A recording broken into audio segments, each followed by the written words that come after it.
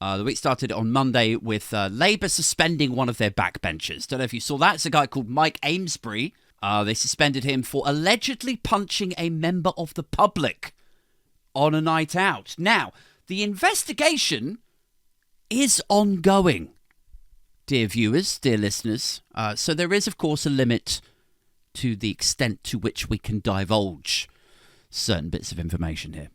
But we can say that on the video, he caveats the alleged assault. Like it's, fairly well documented. It's ridiculous, really, that you still have to say, like, alleged.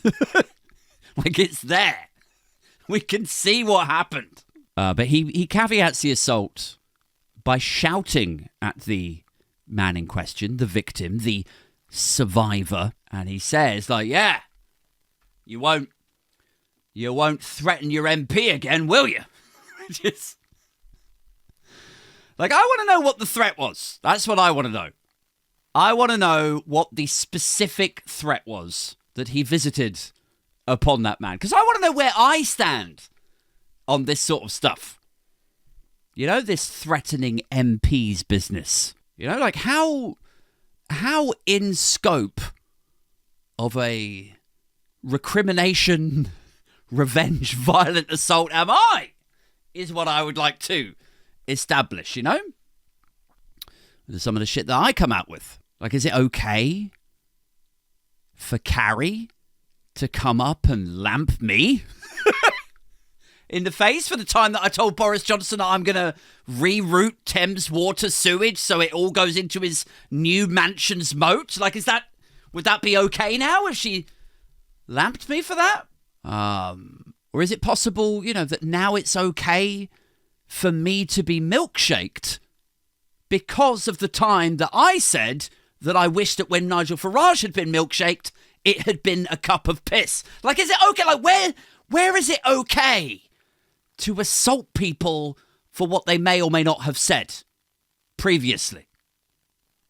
Is what I'd like to ascertain at this stage, guys. Like, do I need to hire security? I just need to know what to factor into the Patreon budget. Like, I know Western democracies are, they're becoming more radicalized, aren't they? More extreme and less stable. But, are we kind of accepting at this stage that we're going to go full-blown Old Testament with our politics now? Is it eye for an eye now?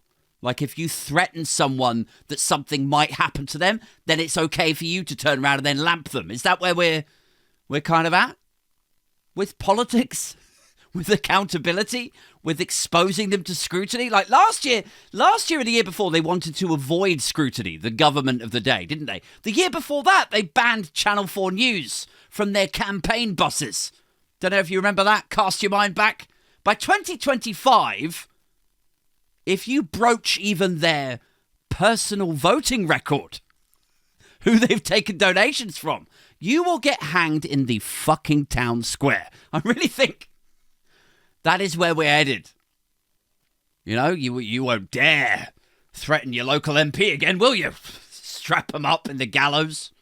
Like, I think we need to know exactly what this threat actually consisted of. Because if it's death threats, or like, what was the other guy, that Tory MP from London, I think he got like Molotov cocktails left outside his constituency office or something. If it's like death threats, Molotov cocktails, and Joe Cox kind of shit, like, okay, all right, fine. Discipline that motherfucker. But if it's, me joking about holding down Robert Jenrick and then, aggressively shitting in his mouth, I think that kind of comes with the territory. I think that's okay.